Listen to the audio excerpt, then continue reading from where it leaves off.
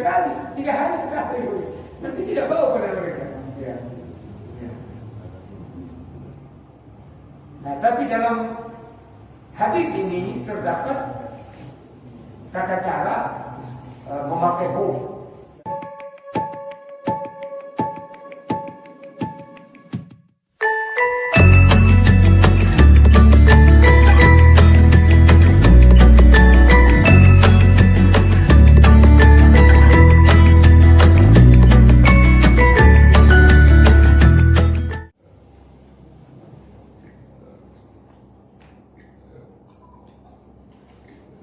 Kemudian nomor 3, nah ini, membaca Al-Quran setelah berhadas atau yang lainnya, boleh atau tidak? Nah ini ada. Diriwayatkan dari Ismail sampai kepada Abdullah bin Abbas bahwa Abdullah bin Abbas memberitahukan kepada mantan budak yang telah dimerdekakan, namanya Maula. Jadi ini yaitu Quraib. Dulunya berkhidmah kepada Ibnu Abbas, kemudian dibebaskan, namanya Maula.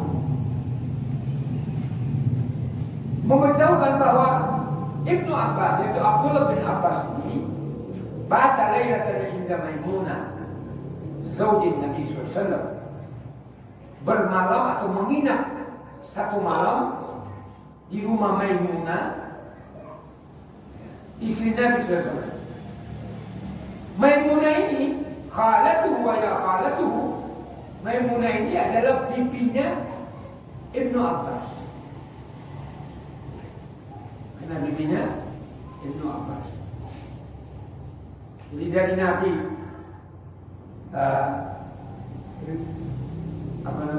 Ibnu Abbas itu sepupunya Nabi, karena anak dari Abbas itu pamannya Nabi.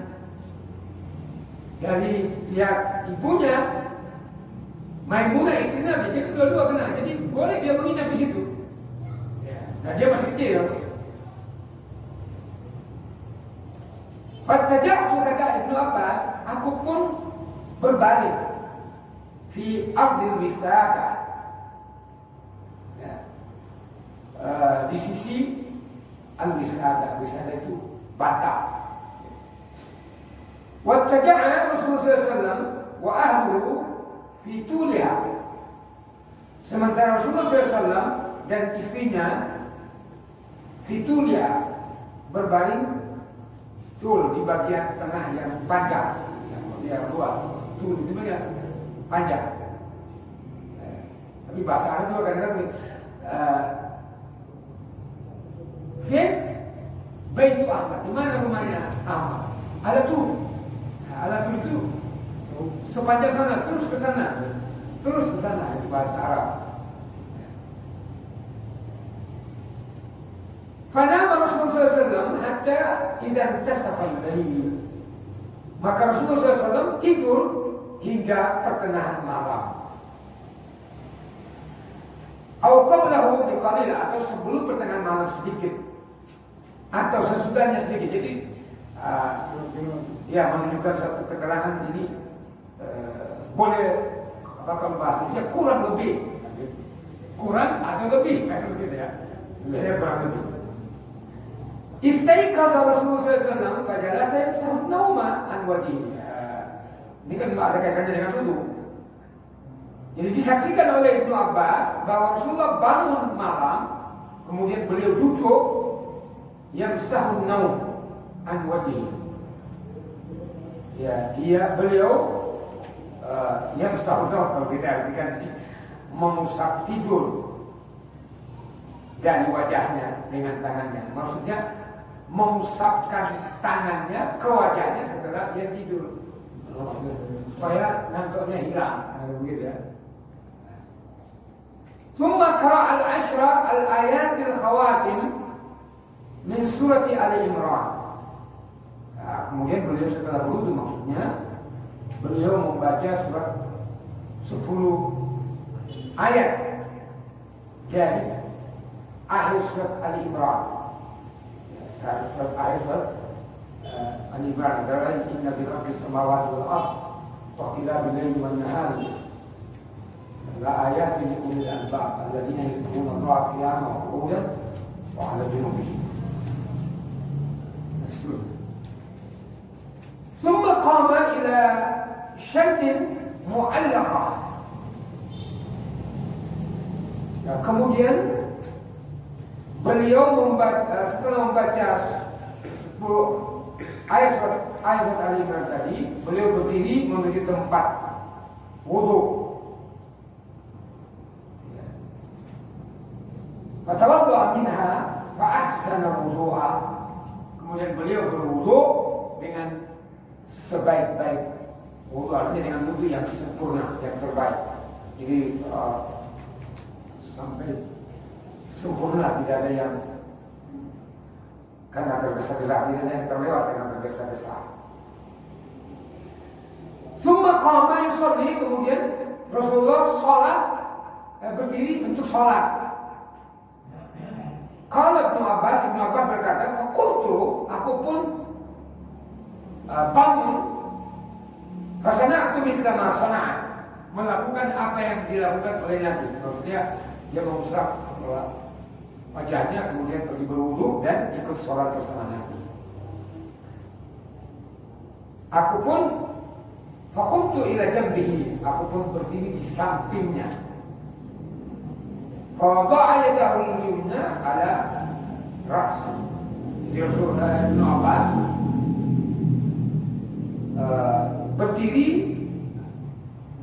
di belakang Nabi tapi di kiri, karena kemudian Rasulullah mengambil kepalanya, memindahkan dia ke kanan. Jadi sebaiknya bahwa kalau kita bermakmum kepada orang ya sebelah kanan, kalau tidak ada orang lain yang berdua, ya begitu ya, sebelah kanan jangan sebelah kiri. Nah itu sehingga kita ini yang kita gunakan sebagai petunjuk melakukan hal itu. Jadi kanan dulu, kecuali memang kita berjamaah. Ini kalau di kanan orang masih ada di situ duduk, ya wes, terpaksa ya di samping kiri. Tapi kalau hanya berdua toh, ya sebaiknya di kanan. Kalau tidak ada halangan, iya, sejajar.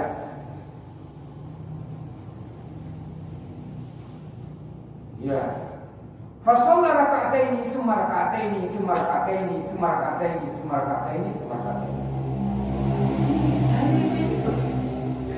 Salat malam itu semua salat malam itu mau tarawih ataupun saya kemarin dipersoalkan itu. Aduh. Ya biarlah ini saya anggap kurang. Jadi cari-cari salah.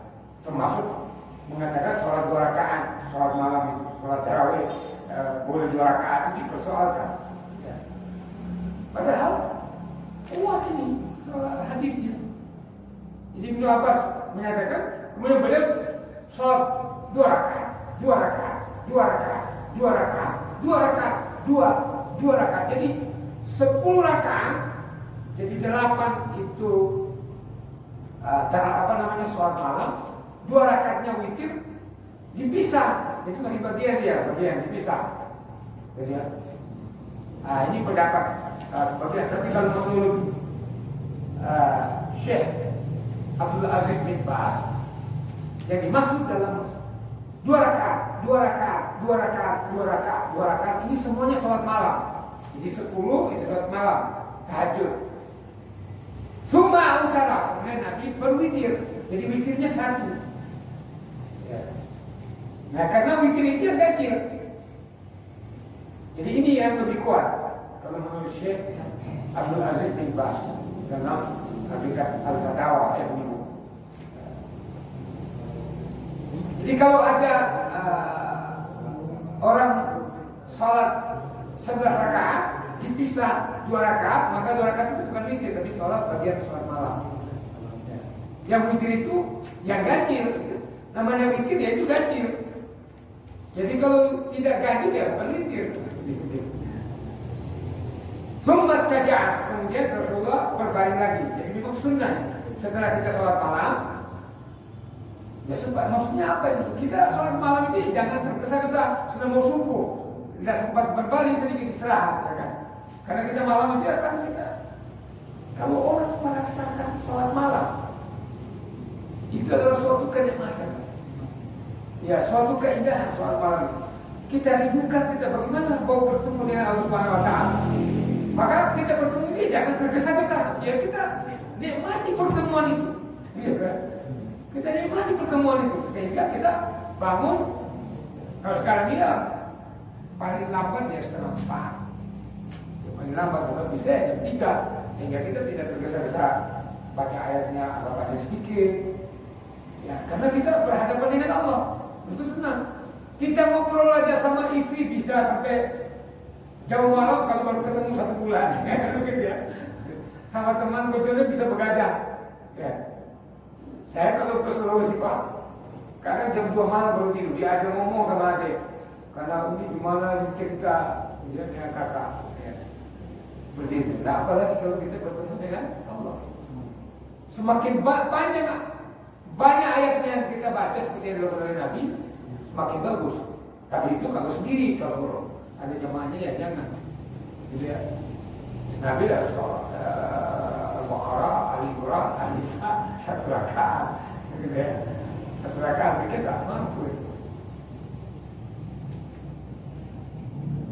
Hatta ata'ul mu'adzin, beliau tetap berbaring tapi sebelah kanan dengan menggunakan siku beliau sehingga tidak tertidur hingga muadzin mendatangi beliau yaitu Bilal bin Rabah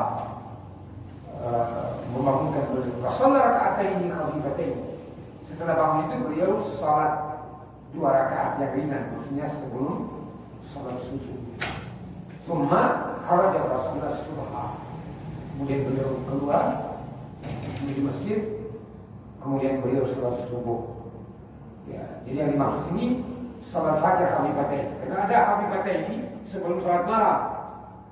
Ya, sementara ini Rasulullah sudah salat malam, kemudian beliau berbaring sebentar, kemudian salat khafifatain. Ini berarti bukan khafifatain yang sebelum, tapi maksudnya adalah salat sebelum subuh. Ya, 2 rakaat. Nah, kenapa dikatakan khafifatain ini? Karena Rasulullah diriwayatkan oleh Aisyah, rakaat pertama beliau setelah membaca Al-Fatihah, beliau membaca Al-Kafirun. Rakaat kedua setelah Al-Fatihah, beliau membaca Qul Hu. Ya, sehingga ringan. Kalau Habibatain ini sebelum sholat malam itu tidak dibaca surat, hanya Fatihah toh.